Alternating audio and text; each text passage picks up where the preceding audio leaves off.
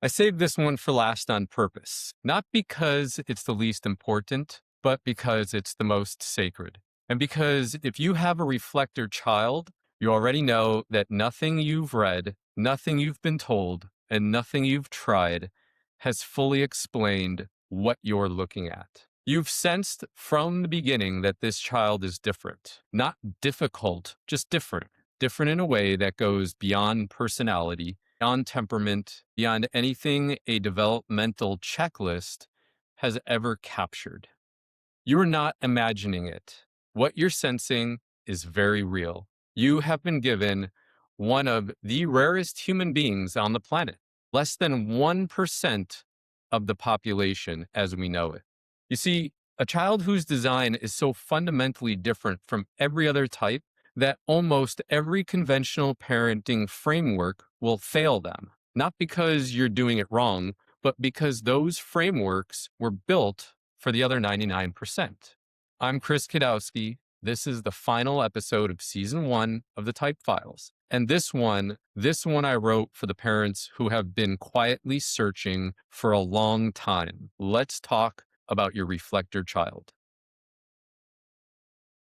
Every other human design type has defined centers, places in the body where energy is consistent, reliable, and fixed. The generator has a defined sacral. The projector has a defined ajna or head. The manifestor has a defined throat connected to a motor. The reflector, on the other hand, has none of that. All 9 centers in the reflector's chart are open, completely undefined, no fixed energy anywhere in the system. And before you hear that as a deficit or something's wrong, before your mind goes to the word empty, I need you to hear what it actually means. The reflector is not empty. The reflector is available. Where every other type has a fixed lens through which they experience the world, a consistent way of processing, deciding, generating, or guiding, the reflector has no fixed lens at all. They experience the world through whoever and whatever is in their field. They take in the energy of every person around them, every environment they enter, every community they belong to, and they reflect it back. They are a living mirror. And a mirror, by definition, shows you exactly what's there. Nothing added, nothing removed, just the truth of what is. Here's what most people never understand about the reflector.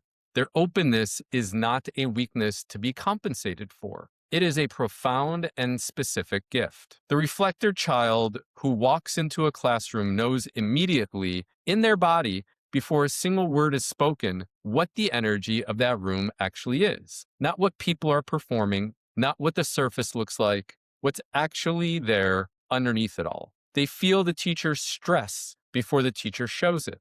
They sense the tension between 2 classmates before anyone else notices. They know when something is off in a system, a family, a school, a community, long before the people inside that system have named it. This is not sensitivity as a liability. This is sensitivity as a superpower. The reflector child is the canary in the coal mine for every environment they enter.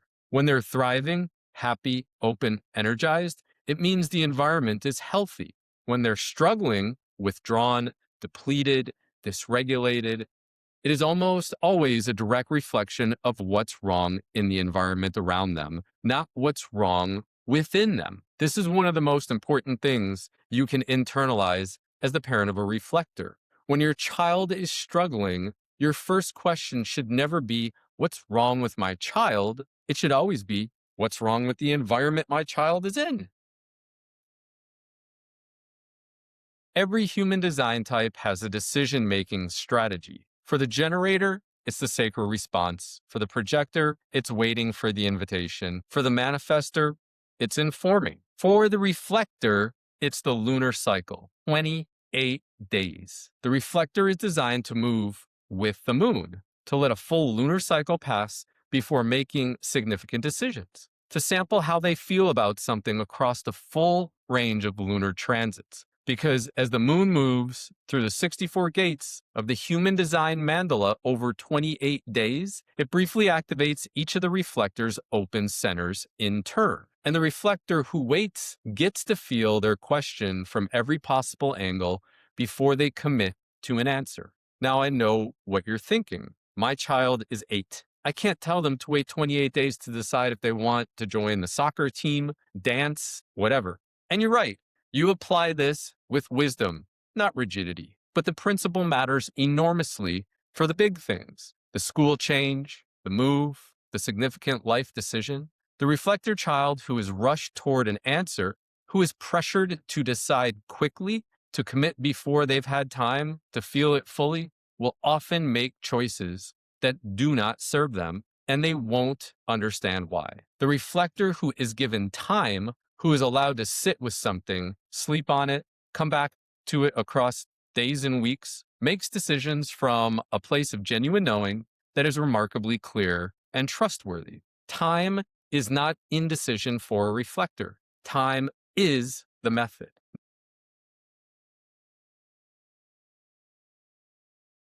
No type in human design is more affected by their environment than the reflector. And I mean environment in the fullest sense: the physical space, the people in it, the emotional weather of the household, the quality of the school, the character of the community. For every other type, the environment matters. For the reflector, the environment is the determining factor of their entire experience of life. A reflector child placed in the right environment, a home with genuine warmth and emotional honesty, a school with a teacher who sees them, a community of people who are doing what they love, becomes something extraordinary. They illuminate the space. They reflect back to the best of everyone around them. They become the heart of whatever community they belong to. A reflector child placed in the wrong environment, chronic conflict at home, a harsh or dismissive school setting, a social group running on fear or competition, absorbs all of it. They carry it in their body. They bring it home. And because they have no fixed definition to anchor them, they can lose themselves entirely in what they're reflecting. This is why protecting the reflector child's environment is not optional. It is the single most important act of parenting you can perform for them. You cannot fix a struggling reflector by working on the reflector. You fix a struggling reflector by fixing what they're surrounded by. Let me describe something that parents of reflectors often experience and rarely have the language for. The reflector child who spends extended time around a very strong personality, like a dominant generator, sibling, an intense teacher, a forceful peer, sometimes seems to disappear. Their own preferences fade. Their own voice gets quieter. They start to sound like the people around them, want what the people around them want, reflect the values and opinions of whoever has the strongest energy in the room as well.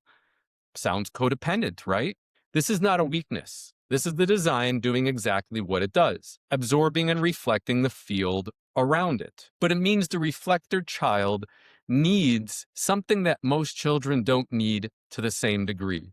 They need regular, protected time in their own energy, time alone, especially time in nature, time away from other people's fields, so they can discharge what they've absorbed and return to themselves. You will know your reflector child is getting enough of this time when they start to speak in their own voice again, when their own preferences emerge again, when the quiet clarity that is uniquely theirs comes back to the surface. That clarity, that particular quality of seeing that belongs only to them, is the most precious thing they have. Your job is to protect the conditions that allow it to exist.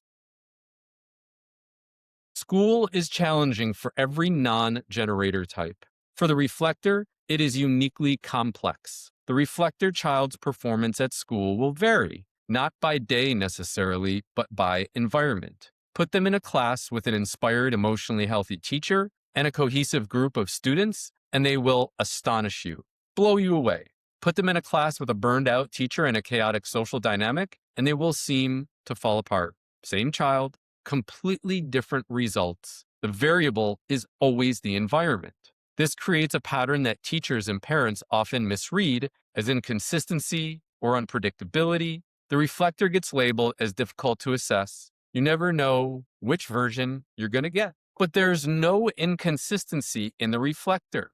There's only accuracy. They are showing you exactly what's in the room every single time. The reflector child at school needs, above everything else, a sense of physical safety and emotional warmth in their learning environment, not just academic rigor, not just good curriculum. Warmth, because a reflector child who feels safe in a space opens completely. And a reflector who is open is one of the most remarkable students a teacher will ever encounter.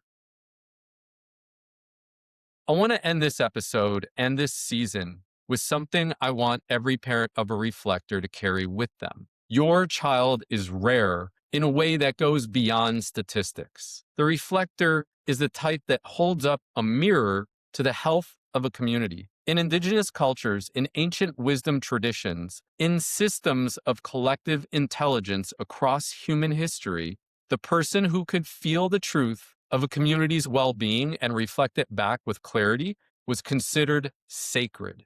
They were a seer. They weren't marginal or difficult. They were sacred. Your reflector child has that capacity. They came into the world with it. And in a time when most of the world is moving too fast to feel anything accurately, when people are so defended, so overstimulated, so disconnected from the truth of what's actually happening around them, your child's ability to simply and honestly reflect reality back is not just a personal gift, it's a gift to every community they will ever belong to. The reflector who grows up, understood, who is given the right environments, who is allowed time, who is never made to feel that their openness was a problem, becomes the most accurate and trustworthy mirror a community can have. They become the person everyone senses is telling the truth. The one whose read on a situation can be trusted completely. The one whose presence alone makes a room more honest. That is not a child with a sensitivity problem. That is a child with a destiny that requires the most intentional and most patient and the most aware type of parenting. You were given this child for a reason. Honor the rarity. First, protect the environment above everything else. School, home, social circle. The environment is not background context for your reflector child. It is the primary determinant of their experience of life. Choose it carefully, change it when it's wrong. Second, give them time for decisions, for transitions, for recovery after intense social experiences. Time is not avoidance for a reflector. It is the method by which they find their own truth. Third, protect their alone time. Regular solitude in nature or in calm, clean spaces so they can discharge what they've absorbed and return to themselves. This is maintenance, not isolation. Fourth, learn to distinguish their voice from the voices they're reflecting. Ask open questions. What do you think? What do you want? Not what your friends want. What feels true for you? Help them develop the practice of locating their own perspective underneath everything they've taken in. Fifth, never rush them, not toward decisions, not toward emotional processing, not toward answers. The reflector moves on a longer timeline than every other type. What looks like slowness is depth. What looks like indecision is wisdom gathering itself. Sixth, tell them what they are, not as a label, as a gift. You feel things other people can't feel. You see things other people can't see. That is not too much. That is exactly right. That is you. The reflector is the type where a SoulPrint matters most and is simultaneously the hardest to describe in general terms. Because the reflector has no fixed definition, their chart is almost entirely determined by what's transiting through it, by the planets, by the people around them, by the lunar cycle, which means the specific combination of astrology, the particular soul themes that emerge from their gates, the unique way their open design expresses through their exact birth data, all of it matters enormously. There is no generic reflector. More than any other type, the reflector is defined by the specifics of their arrival. The exact moment, the exact sky, the exact blueprint present when they took their first breath. That blueprint is what a SoulPrint captures, written not as a typed description, but as a personal manuscript, 97 pages that speak directly to who this specific child is in language they can grow into for the rest of their life. If you have a reflector child, a child who has been hard to see clearly, hard to explain, hard to fit into any existing framework, I made this for them. The link is below. That's season 1 of the type files. All 5 types: generator, manifesting generator, projector, manifester, and reflector. If you don't know your child's type yet, their birth date, time, and location is all you need. There are free calculators online. Look it up today. Then come back and watch the episode for their type. And if this series gave you something, if it shifted how you see a child you've been trying to understand, share it with a parent, with a teacher that's trying to put your child in a box of how all children should be, because this is what the system's rules and documents say a child should be. Share it with anyone who has a child in their life they've been struggling to reach. Every child deserves to be seen for what they actually are. Season 2 is coming. We're going deeper. I'll see you there.